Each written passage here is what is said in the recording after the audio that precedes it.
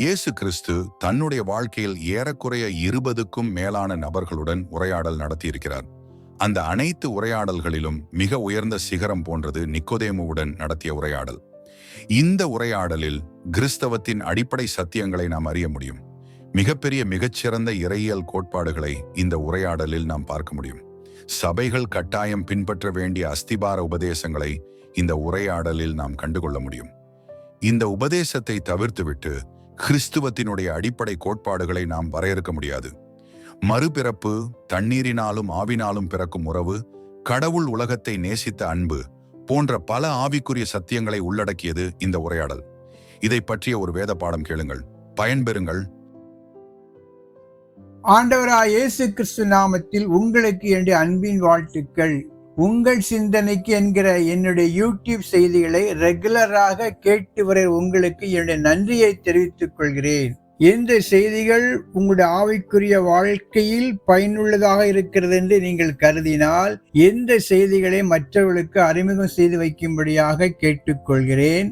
இது விசுவாசிகள் வசனத்தில் வளர வேண்டும், கற்றுக்கொள்ள வேண்டும், கடினமான பகுதிகளை புரிந்து கொள்ள வேண்டும் என்கிற அந்த ஒரு சிந்தனையோடு கூட இந்த செய்திகளை நான் ஆயத்தப்படுத்தி உங்களுக்கு வழங்கி வருகிறேன். எனவே இந்த செய்திகளை மற்ற விசுவாசிகளுக்கு அறிமுகம் செய்து வைக்கும்படியாக உங்களை அன்போடு கேட்டுக்கொள்கிறேன். இந்த நாளில் கூட நாம் எதை பற்றி தியானிக்க போகிறோம் என்றால், இயேசு கிறிஸ்து நிக்கோதேமுவோடு பேசிய அந்த உரையாடலை பற்றி இப்பொழுது நாம் தியானிக்க போகிறோம். இந்த உரையாடல் என்பது மிக மிக மிக முக்கியமான ஒரு உரையாடல். ஏனென்றால் ஆண்டவராய் இயேசு கிறிஸ்து தான் உயிரோடு இருந்த நாட்களில் ஏறக்குறைய 20 நபர்களுக்கு மேலாக அவர்களோடு உரையாடி இருக்கிறார். அந்த ஒவ்வொரு உரையாடலிலும் ஒரு மிகப்பெரிய ஆவிக்குரிய சத்தியத்தை சொல்லி இருக்கிறார். எந்த மனிதனோடு உரையாடும் போதும் அந்த மனிதனுக்கு ஒரு மிகப்பெரிய ஒரு ஆவிக்குரிய வெளிச்சத்தை கர்த்தர் காட்டியிருக்கிறார். உதாரணத்துக்கு சொல்ல வேண்டும் என்றால், சமாரிய ஸ்திரியிடம் ஆண்டவர் பேசும்போது, தேவனை எங்கும் தொழுது கொள்கிற காலம் வந்து விட்டது என்று ஒரு மிகப்பெரிய சத்தியத்தை அந்த பெண்ணுக்கு சொல்கிறார். அதுவரைக்கும் எருசலேம்ல மட்டும்தான் தேவனை ஆராதிக்க வேண்டுங்கிற கட்டுப்பாட்டு இருந்த அந்த காலகட்டத்தில் அதெல்லாம் முடிஞ்சு போயிட்டு அந்த டிஸ்பென்சேஷன் எல்லாம் ஓவர், இனி எல்லா இடங்களிலும் தேவனை ஆராதிக்கலாம் என்கிற மிகப்பெரிய சத்தியத்தை அந்த சமாரிய ஸ்திரியிடம் தான் ஆண்டவராய் இயேசு கிறிஸ்து சொன்னார். பிலாத்துவை நோக்கி பார்த்து, பிலாத்து உன்னை விடுதலை பண்ணக்கூடிய அதிகாரம் எனக்கு இருக்கிறது என்று நீ அறியாயா என்று கேட்ட பொழுது, ஒருவனுக்கு பரலோகத்திலிருந்து கொடுக்கப்பட்ட அளவில் என்மேல் உனக்கு எந்த அதிகாரம் இல்லை என்று ஒரு தைரியமாக உண்மையான அதிகாரம் யாரிடம் இருக்கிறது என்கிற காரியத்தை அன்றைக்கு பிலாத்துவிடம் ஆண்டவராய் இயேசு கிறிஸ்து சொன்னார். அது மாத்திரம் தோமாவிடம் கண்டு விசுவாச பிழைப்பார்கள், காணாமல் விசுவாசிக்கிறவர்கள் பாக்கியவான் என்று விசுவாசத்தினுடைய உண்மையான உட்கூரை பற்றி அந்த இடத்தில் தோமாவிடம் எடுத்து கூறினார். ஒரு செல்வந்தன் நித்திய ஜீவனை நான் அடைவதற்கு என்ன செய்ய வேண்டும் என்று கேட்ட பொழுது, உன் செல்வத்தை எல்லாம் விற்று ஏழைகளுக்கு கொடு என்று சொல்லி ஏழைகளுக்கு கொடுக்கக்கூடிய காரியத்தையும் அந்த உரையாடலில் தான் ஆண்டவராய் இயேசுக்கு சொல்லி இருக்கிறார். இப்படி சொல்லிக்கொண்டே போகலாம். பேதுரை பார்த்து, உங்களை மனிதர்களை பிடிக்கிறவர்களா மாற்றின் என்று ஆத்தும ஆதாயத்தினுடைய மகிமையை அந்த பேதுருக்கு விளக்கி இருக்கிறார். ஒரு மிகப்பெரிய சட்ட வல்லுனன் யார் எனக்கு அந்நியன் என்று கேட்கும்போது அந்த இடத்தை தெளிவாக ஒரு உதாரணத்தை சொல்லி விளக்கி இருக்கிறார். இப்படி சொல்லிக் கொண்டே போகலாம். ஒவ்வொரு உரையாடலும் ஆண்டவராய் இயேசு கிறிஸ்து ஒரு மிகப்பெரிய சத்தியங்களை சொல்லி இருக்கிறார்.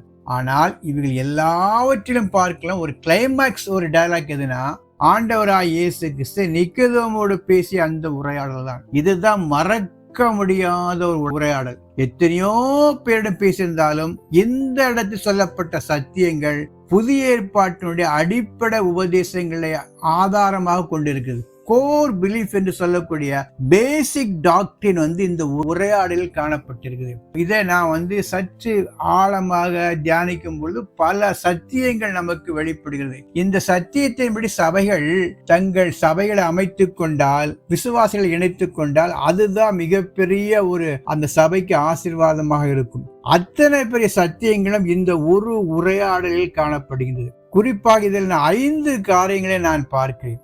5 முக்கியமான காரியம் சொல்லிவிட்டு பின்னால் அதை பற்றி ஒவ்வொரு வசனமாக நாம் அந்த காரியத்தை குறித்து தியானிக்கலாம். இந்த சொல்லப்படுகிற இந்த சத்தியங்கள் அனைத்தும் யோவான் எழுதின நற்செய்தி நூல் 3வது அதிகாரம் 1 முதல் 21 வரை உள்ள வசனங்களில் நாம் பார்க்கலாம். இதுல முதலாவதாக ஆண்டவராய் இயேசு கிறிஸ்து நிக்கதேமுன்னு சொன்ன மிகப்பெரிய ஒரு இறையியல் கோட்பாடு என்ன தெரியுமா? மனம் திரும்ப வேண்டும். unless you are born again, நீங்கள் மனம் திரும்பாவிட்டால் தேவனுடைய ராஜ்யத்துக்குள் பிரவேசிக்க முடியாது. First entry point for entry into heaven எதுனா மனம் திரும்புதல். ஒரு அடிப்படையான சத்தியத்தை சொல்றார். ரீபர்த் ஃப்ரம் எபவ், உன்னதத்திலிருந்து வரக்கூடிய அந்த மறுபிறப்பை பெற்றுக்கொள்ள வேண்டும். இதுதான் முக்கியமான பாயிண்ட். அடுத்ததாக பார்க்கக்கூடிய காரியம் என்னன்னா, அந்த மறுபிறப்பு எப்படி நடக்க வேண்டும்? இது மனித முயற்சியினால் அல்ல, அது ஆவியினாலும் ஜலத்தினாலும் நடக்கக்கூடிய ஒரு காரியம். மறுபிறப்பின் அனுபவம் எப்படி இருக்க வேண்டுங்கிற சத்தியத்தை இந்த இடத்தில் ஆண்டவராய் இயேசு கிறிஸ்து தெளிவாக சொல்லியிருக்கிறார். அடுத்ததாக பார்க்கும் பொழுது எப்படி இயேசு கிறிஸ்து உயர்த்தப்பட வேண்டும் என்பதை குறித்து பழைய ஏற்பாட்டின் நிகழ்வோடு இணைத்து ஒன்று சொல்கிறார். குறிப்பா 3:14, சர்ப்பமானது மோசேயினால் வனாந்தரத்திலே உயர்த்தப்பட்டது போல மனுஷகுமாரனும் தன்னை விசுவாசிக்கிறவன் எவனோ அவன் கெட்டுப் போகாமல் நித்திய ஜீவனை அடையும் படிக்கு உயர்த்தப்பட வேண்டும். சர்ப்பமானது மோசேயினால் வனாந்திரத்தில் உயர்த்தப்பட்டது போல மனுஷகுமாரன் உயர்த்தப்பட வேண்டும். தன்னுடைய சிலுவை பாடுகள் மரணத்தை குறித்து இந்த இடத்துல நிக்கோதேமுக்கு ஆண்டவர் விளக்கி இருக்கிறார். அடுத்ததா பார்க்கும் பொழுது ஆண்டவருடைய அன்பை ரொம்ப கிளைமாக்ஸா சொல்லக்கூடிய இடம் இதுதான். யோவான் 3:16, தேவன் தம்முடைய ஒரே பேரான குமாரனை விசுவாசிக்கிறவன் எவனோ அவன் கெட்டுப் போகாமல் நித்திய ஜீவனை அடையும் படிக்கு அவரை தந்தருளி இவ்வளவாய் உலகத்தில் அன்பு கூர்ந்தார்.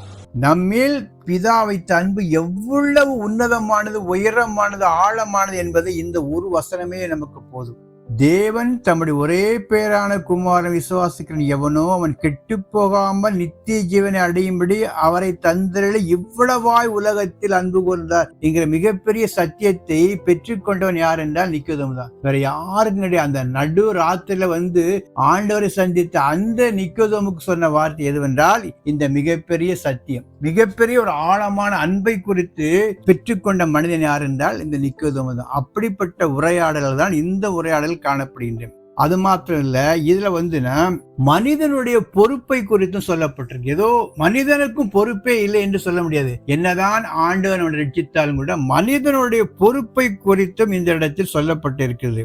அதாவது மதம் அல்ல, இயேசுவின் மார்க்கம் தான் முக்கியங்கிற சத்தியத்தை இந்த நிக்கோதேமோடு பேசிய அந்த உரையாடலில் தெளிவாக பார்க்கலாம். எனவே மிக 5 காரியங்களை குறித்து இந்த உரையாடலில் தெளிவாக சொல்லப்பட்டிருக்கிறது. அது மாத்திரமல்ல, இந்த ரட்சிப்பு என்பது மனித முயற்சியினால் ஏற்படக்கூடிய காரியம், அது தேவனுடைய கிரியையினால் ஏற்படக்கூடிய காரியம் என்பதையும் இந்த இடத்தில் நாம் பார்க்கலாம். இப்படி பலவிதமான கிறிஸ்தவத்தினுடைய அடிப்படை கூறுகள் அனைத்தையும் இந்த ஒரு டயலாக்ல ஆண்டவராய் இயேசு கிறிஸ்து அந்த நிக்கோதேமுக்கு விளக்கி இருக்கிறார். இரவில் சந்தித்த அந்த நபருக்கு மிகப்பெரிய ஒரு ஆவிக்குரிய வெளிச்சத்தை கொடுத்த டயலாக் எதுனா இந்த டயலாக் தான். இனி இந்த 3ஆம் அதிகாரம் 1 முதல் 21 வரை உள்ள வசனங்களை ஒவ்வொரு வசனமாக தியானித்து அதில் உள்ள ஆழமான கருத்துக்களை நம்ம இப்பொழுது தியானிக்கலாம். இந்த பதிவில் முதல் 2 வசனங்களை குறித்து சற்று ஆழமாக தியானிக்கலாம். யோவான் தன்னுடைய நற்செய்தி நூலில் இயேசு கிறிஸ்து பல நபர்களோடு உரையாடின காரியத்தை குறித்து எழுதியிருக்கிறார். அதுல முதலாவது குறிப்பிடுகிற உரையாடல் எதுவென்றால் நிக்கோதேமு இயேசுவோடு உரையாடின அந்த காரியத்தை பற்றி தான் இந்த இடத்தில் அவர் குறிப்பிடுகிறார். முதலாவதாக இந்த வசனத்தை நாம் பார்க்கலாம். யோவான் எழுதிய நற்செய்தி நூல் 3ஆம் அதிகாரம் 1-2 பார்க்கலாம். யூதருக்குள்ளே அதிகாரியான நிக்கோதேமு என்னப்பட்ட பரிசேயன் ஒருவன் இருந்தான். அவன் ராக்காலத்திலே இயேசுவினிடத்தில் வந்து, ரபி, நீர் தேவனிடத்திலிருந்து வந்த போதகர் என்று அறிந்திருக்கிறோம். ஏனெனில் ஒருவனும் தன்னுடனே தேவன் இராவிட்டால் நீர் செய்கிற இப்படிப்பட்ட அற்புதங்களை செய்ய மாட்டான் என்றான். இதுல முதல்ல யார் இந்த நிக்கோதேமு என்று பார்க்கும் பொழுது ஒரு சின்ன பிரீஃப் டிஸ்கிரிப்ஷன் அவனை பற்றி குறிப்பிடப்பட்டிருக்கிறது. என்னென்றால் இவன் யூதருக்குள்ளே அதிகாரி, பரிசேயன் என்று சொல்லப்பட்டிருக்கிறது. அதற்கு முன்பாக பார்க்கும் பொழுது இந்த நிக்கோதேமு என்கிற பேர் ஒரு கிரேக்க பெயர். ஆனால் இவன் ஒரு கிரேக்கன் அல்ல. அந்த காலத்தில் யூதர்கள் கிரேக்க மொழியை கற்றுக்கொள்ளக்கூடிய சூழ்நிலை ஏற்பட்டபடியினாலே அநேக யூதர்களுக்கு கிரேக்க மொழியை அறிந்து கொள்ளக்கூடிய வாய்ப்பு அவர்களுக்கு கிடைத்தது. அதனால் இவனுடைய பேர் கிரேக்க மொழியில் இருந்தாலும் இவன் முழுக்க முழுக்க ஒரு பரிசேயனாக காணப்பட்டான். அடுத்தபடியாக பார்க்கும்போது இவன் யூதர்களுக்குள்ளே அதிகாரி என்று சொல்லப்பட்டிருக்கிறது. அதிகாரி என்றால் நிர்வாக சம்பந்தமான அதிகாரம் படைத்தவனாக இல்லை. இவன் பரிசேயனா இருந்தபடினாலே அந்த யூத மத சம்பந்தமான அந்த குழுக்களுக்குள் இவன் மிகப்பெரிய ஒரு பொசிஷனை, ஒரு பொறுப்பை வகித்தவனாக கருத வேண்டும் என்று வேத வியாக்கியானிகள், வேத அறிஞர்கள் கூறுகிறார்கள். எனவே இவன் யூதருக்குள்ளே அதிகாரி என்று சொல்லப்படுவது யூத மதத்துக்குள்ளே சிறந்த ஒரு இடத்தை அடைந்தவனாக காணப்பட்டான். அது மாத்திரமல்ல, இவன் செல்வந்தனாக காணப்பட்டான். அடுத்ததாக பார்க்கும் பொழுது இவன் ஒரு பரிசேயன் என்று சொல்லப்பட்டிருக்கிறது. பரிசேயன் மாத்திரமல்ல, அந்த பரிசேய மதத்தில் இவன் போதகனாக இருந்தான் என்று ஆண்டவராய் இயேசு கிறிஸ்து இவனை பற்றி சொல்கிறார். 3வது அதிகாரம் 10வது வசனம். இயேசு அவனை நோக்கி, நீ இஸ்ரவேலில் போதகனாய் இருந்தும் இவைகளை அறியாமல் இருக்கிறாயா?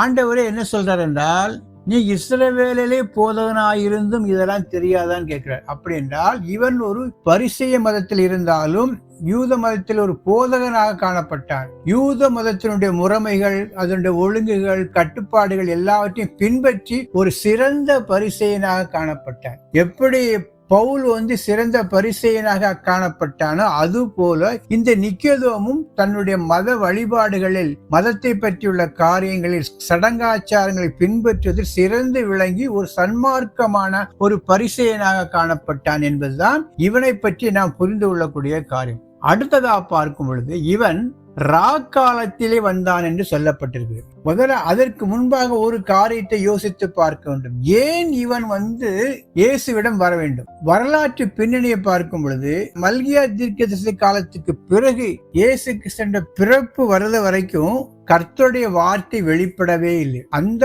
காலத்தில் எழுதப்பட்ட எந்த நூல்களும் வேத வாக்கியங்களாக அங்கீகரிக்கப்படவில்லை. அது யூதருடைய இருண்ட காலம் என்று கருதப்படுகிறது. அப்படி தேவனுடைய வார்த்தைகளையே வெளிப்படாத அந்த காலகட்டத்தில் இவன் இயேசு கிறிஸ்துவினுடைய போதனைகள், அவர் செய்த அதிசயங்கள், அற்புதங்கள்லாம் பார்த்துவிட்டு இவன் தேவனால் அனுப்பப்பட்டவன் என்கிற ஒரு எண்ணத்தோடு, ஒரு கருத்தோடு அவன் இயேசுவிடம் நெருங்கி வர்றான். அதான் பேக்ரவுண்டு. கர்த்தருடைய வார்த்தைகளே வெளிப்படாத இந்த காலத்தில் கர்த்தருடைய உதவி இல்லாமல் இவ்வளவு பெரிய அதிசயங்களை செய்திருக்க முடியுமாங்கிற ஒரு ஆச்சரியத்தோடு அவன் தன்னிடம் உள்ள பலவிதமான ஆவிக்குரிய சந்தேகங்களை தீர்ப்பதற்காக அவன் இயேசுவிடம் வருகிறான். இதுதான் அவனுடைய பேக்ரவுண்ட். அதுக்கு பிறகு பார்க்கும்போது இவன் இரவிலே வந்தான் என்று சொல்லப்பட்டிருக்கிறது. இவனை பற்றி பல இடங்களில் இரவிலே வந்த நிக்கோதேமு என்றுதான் யோவான் குறிப்பிடுகிறார். ஏன் இரவிலே வர வேண்டும் என்றால் 2 காரணங்கள். ஒன்று, இவன் பரிசேய மதத்தில் மிக முக்கியமான நபராக காணப்பட்டான். பரிசேயுடைய கோட்பாடுகளுக்கும் இயேசு கிறிஸ்துடைய போதனைகளுக்கும் மிகுந்த முரண்பாடு காணப்பட்டபடியினாலே பரிசேயர்கள் இயேசு கிறிஸ்து ஏற்றுக்கொள்ளாத காரணத்தினாலே இவன் பரிசேயனாய் இருந்து இயேசுவை பார்த்தால் அது அவர்களுக்கு எம்பாரஸ்மெண்டா மாறிடும், தனக்கு ஒரு சிக்கலை ஏற்படுத்திவிடும் என்கிற காரணத்தால் பயந்து இயேசுவிடம் பகல் நேரத்தில் சந்திக்க வராமல் இருந்திருக்கலாம். ஒரு பயம், ஒரு ஃபியர். ஏன்னா Jesus Christ was not popular among Jews. பரிசேயர்கள் மத்தியில் இயேசு கிறிஸ்து அங்கீகரிக்கப்பட்ட நபராக காணப்படாத காரணத்தினாலே அவரோடு நிக்கோதேமு சேர்ந்து மக்கள் பார்த்தால் ஒரு பிரச்சனையாகிவிடும் என்று பயந்து தன்னை இயேசு கிறிஸ்துவோடு அடையாளப்படுத்திக் கொள்ள பயந்து வந்த நபராக கூட இருக்கலாம். அதே சமயத்தில் இன்னொரு கருத்தையும் பார்க்க வேண்டும். இவனுக்கு ஏகப்பட்ட சந்தேகங்கள் இருக்கிறது. அதையெல்லாம் பகல் நேரத்தில் விவாதிக்க முடியாது. ஏனென்றால் இயேசு கிறிஸ்து பகல் நேரத்தில் அவர் சுற்றி நூற்றுக்கணக்கான, ஆயிரக்கணக்கான மக்கள் இருந்து கொண்டிருக்கிற அந்த காலகட்டத்தில் இயேசுடன் நேரடியாக பேசி தன் சந்தேகங்களை தீர்த்து கொள்ள முடியாது. அதனால் தான் கூட அவன் இரவிலே வந்திருக்கலாம். இரண்டுமே உண்மையா இருக்கலாம். பயந்தும் இருக்கலாம், அதே வழியில் தன் சந்தேகங்களை தீர்த்து கொள்ள இரவு நேரம் தான் வசதியான நேரம் என்று சொல்லி அவன் இயேசுவிடம் வந்ததாக இருக்கலாம். அடுத்ததாக அவன் கேட்ட கேள்வி ஒரு ஆவிக்குரிய கேள்வி. என்னவென்றால், ரபி, நீ தேவனிடத்தில் வந்த போதர் என்று அறிந்திருக்கிறேன். You are man from the God. கடவுளிடமிருந்து வந்த போதகர் என்று அறிந்திருக்கிறேன். அவன் இயேசு கிறிஸ்துவை ஒரு போதகனாக பார்க்கிறான். அடுத்தபடியா பார்க்கும் பொழுது என்ன சொல்கிறான் என்றால், ஒருவனும் தேவனோடு இராவிட்டால் நீ செய்கிற இப்படிப்பட்ட அதிசயங்கள் செய்ய முடியாது என்று சொல்கிறார். கடவுளோடு மனிதன் இருந்தாலே ஒழிய இவ்வளவு பெரிய மிகப்பெரிய அதிசயங்களை செய்திருக்க முடியாது. எனவே இவன் தேவனிடந்து வந்த மனிதனாக இருக்க வேண்டும் என்கிற 2 காரியங்களை சொல்கிறார். முதல்ல இயேசு கிறிஸ்துவை போதகன் என்று அவன் டிக்ளேர் பண்றான். நிக்கதம் இயேசு கிறிஸ்துவை கடவுள் என்றோ மேசியா என்றோ சொல்லவில்லை, அறிக்கையிடமில்லை. அவன் பார்த்த அளவு என்னன்னா, இயேசு கிறிஸ்து மிகப்பெரிய போதகராயிருக்கிறார். அவருடைய டீச்சிங் மக்கள் பிரமிக்கத்தக்கதாக அவருடைய போதனைகள் காணப்பட்டபடினால் இப்படிப்பட்ட போதைகள் கடந்த 400 ஆண்டுகளாக யாரும் சொல்லவில்லை என்று அந்த ஒரு ஆச்சரிய உணர்வோடு கூட நிக்கதோமு இயேசுவிடம் வந்திருக்கலாம். அடுத்ததாக இவன் இயேசு கிறிஸ்துவை அதிசயங்கள் செய்கிற ஒரு மிகப்பெரிய தேவனுடைய மனிதனாக பார்க்கிறார். அதிசயங்கள்ல பல விதங்கள் உண்டு. பிசாசு கூட அதிசயங்கள் செய்யும். அந்தி கிறிஸ்துவனுடைய காலத்தில் மிகப்பெரிய அதிசயங்கள்லாம் செய்யும். ஆனால் பிசாசு செய்கிற அதிசயத்துக்கும் தேவனால் அனுப்பப்பட்ட மனிதர்கள் செய்கின்ற மிகப்பெரிய அதிசயத்துக்கும் மிகப்பெரிய வித்தியாசம் உண்டு. தேவனால் அனுப்பப்பட்ட மனிதர்கள் செய்யக்கூடிய அதிசயங்களை பிசாசு செய்ய முடியாது. அப்படிப்பட்ட பல நிகழ்வுகளை இயேசு கிறிஸ்து நிகழ்த்தினபடினாலே அவன் சொன்ன வார்த்தை, ஒருவனோடு தேவன் இராவிட்டால் இப்படிப்பட்ட அதிசயங்களை செய்திருக்க முடியாது என்று ஆண்டவராய் இயேசு கிறிஸ்து அதிசயங்கள் செய்கிற நபராக பார்க்கிறார். இதுல தவறு ஒண்ணும் இல்லை. அவனுடைய பார்வை சரிதான். மேசியா என்கிற அறிவுக்கு அதிசயங்கள் மட்டும் போதுமல்ல என்பது உண்மைதான். ஆனால் அந்த அதிசயங்களை அவசியம் என்கிற காரணத்தினாலே இயேசு கிறிஸ்து மிகப்பெரிய போதகராயிருக்கிறார், மிகப்பெரிய அதிசயங்களை செய்கிறார் என்கிற 2 கண்ணோட்டத்தோடு கூட அவன் இயேசு கிறிஸ்து இப்படிப்பட்ட வார்த்தைகளால் புரிந்து கொண்டு இயேசுவிடம் நெருங்கிறான் என்று புரிந்து கொள்ள வேண்டும். இந்த இடத்தில் புரிந்து கொள்ளக்கூடிய காரியம் என்னவென்றால், அவனுடைய மத அறிவு, மத பழக்க வழக்கங்கள் எதுவுமே அவனுக்கு திருப்தி அளிக்கவில்லை. இங்க இயேசு கிறிஸ்துவை நிக்கதோமு பார்த்த காரியம் எதற்கு முக்கியத்துவம் கொடுக்கிறது என்றால், எந்த மத சடங்குகளும் சம்பிரதாயங்களும் மத கோட்பாடுகளும் ஒரு மனிதனை ஆவிக்குரிய வகையில் திருப்திப்படுத்த முடியாது என்பதை இந்த நிக்கதோமு சொன்ன இந்த வார்த்தைகள் நமக்கு உறுதிப்படுத்துகின்றன. அவன் பரிசேய மதத்தில் ரொம்ப தீவிரமா இருந்தான். ஆனா அவனுக்குள்ளே ஒரு வெற்றிடம் இருந்தபடியினால், ஒரு தாகம் இருந்தபடியினால இயேசுவிடம் வருகிறான். புரிந்து கொள்ளக்கூடிய காரியம் என்னவென்றால், எந்த மத சடங்குகளும் ஒரு மனிதனுடைய ஆவிக்குரிய தாகத்தை தீர்க்க முடியாது. மத சடங்குகள் மூலம் ஒரு மனிதன் ஆண்டவரிடம் நெருங்க முடியாது என்பது இந்த நிக்கதோமு சொன்ன வார்த்தைகளிலிருந்து நாம் கற்றுக்கொள்ளலாம். அது மாத்திரமில்லை, இந்த இடத்தில் 2 முக்கியமான காரியங்களை நாம் புரிந்து கொள்ள வேண்டும். நிக்கதோமு முதலில் பயந்து ஆண்டவரிடம் வந்தான். ஆனால் பின்னால் அவரை முழுமையாக ஏற்றுக்கொண்டு தைரியசாலியாக மாறிவிட்டான். இயேசு கிறிஸ்து சரீரத்தை அடக்கம் பண்ணுகிற காரியத்தை தைரியமாக தன் நிலைமையை வெளிப்படுத்தி உதவி செய்தான். ஆனால் அப்போஸ்தலனாக அறியப்பட்ட யூதாஸ் ஆரம்பம் பிரகாசமாயிருந்து பின்னாட்களில் மறுதலித்து போனான். எனவே ஒரு மனிதனுடைய ஆவிக்குரிய ஆரம்பத்தை, பிரகாசத்தை வைத்துக் கொண்டு இவன் பின்னாட்கள் இப்படிதான் முடிப்பான், இப்படிதான் வளர்வான் என்று நான் ஜட்ஜ்மெண்ட் பண்ண முடியாது. somebody may start well but end in ill அப்படிம்பாங்க. பிரகாசமாக ஆரம்பித்து படுதோல்வியில் முடிப்பார்கள். எனவே இது ஒரு பார்வை. அடுத்தபடியா நிக்கதோமு பற்றி பார்க்கும் பொழுது இவனும் பவுலும் ஒரே கேட்டகரி தான். 2 பேருமே உண்மையான தேவனை அறிந்து கொள்ள வேண்டும் என்கிற வாஞ்சியோடு இருந்தபடினாலே 2 பேரையும் ஆண்டு தெரிந்து கொண்டார். அடுத்ததாக கூட இன்னொரு காரியத்தையும் பார்க்க வேண்டும். இவன் ஒரு பரிசேயன், மத வழிபாடுகள் தீவிரமாக காணப்பட்டான். அதே மாதிரி சமாரியா பெண் இருக்கிற, அவள் வாழ்க்கையில் பல நபரோடு வாழ்ந்த பெண்மணி. ஆனால் அவளும் ஆண்டவர் ஏற்றுக்கொண்டார். சன்மார்க்க மதமோ பாவமோ எதுவுமே ஆண்டவரை நெருங்குவதற்கு ஒரு தடையாக இராது. எப்படிப்பட்ட நிலையில் இருந்தாலும் ஆண்டவரை நெருங்கும் போது அவர்களுக்கு மீட்பு கிடைக்கிறது என்பது இந்த நிக்கதோமு மூலமான கற்றுக்கொள்ளக்கூடிய மிக முக்கியமான காரியம். இதுதான் இந்த முதல் 2 வசனங்கள் மூலமாக நான் கற்றுக்கொள்ளக்கூடிய காரியம். அவன் முதலில் பயமுள்ளவனாக இருந்தாலும் பின்னாலே தைரியசாலியாக மாறினான். அவனுடைய ஆத்ம தாகத்தை தீர்ப்பதற்காக இயேசுவிடம் வந்தான். அவனுக்கு இயேசு கிறிஸ்து மேசியா என்கிற புரியில் முதல் இல்லாவிட்டாலும் பின்னாட்கள் மேசியா என்று அவர்தான் உலகத்தின் ரட்சிகர் என்று தேவனுடைய ராஜ்யத்துக்குள் எப்படி பிரவேசிக்க முடியும் என்கிற காரியத்தை அறிந்து கொண்டான். இப்படி அவனுடைய ஆரம்பம் ஒரு பிரகாசம் இல்லாமல் இருந்தாலும் முடிவில் மிக பிரம்மாண்டமான ஒரு காரியமாக மாறிவிட்டது. இனி அடுத்த பதிவில் மற்ற வசனங்களை குறித்து சற்று ஆழமாக தியானிக்கலாம். இந்த செய்திகள் உங்களுக்கு பிடித்திருக்கும் என்றால் லைக் கொடுங்க, கமெண்ட் பண்ணுங்க. கர்த்தர் தாமே உங்களை ஆசீர்வதிப்பாராக. ஆமென்.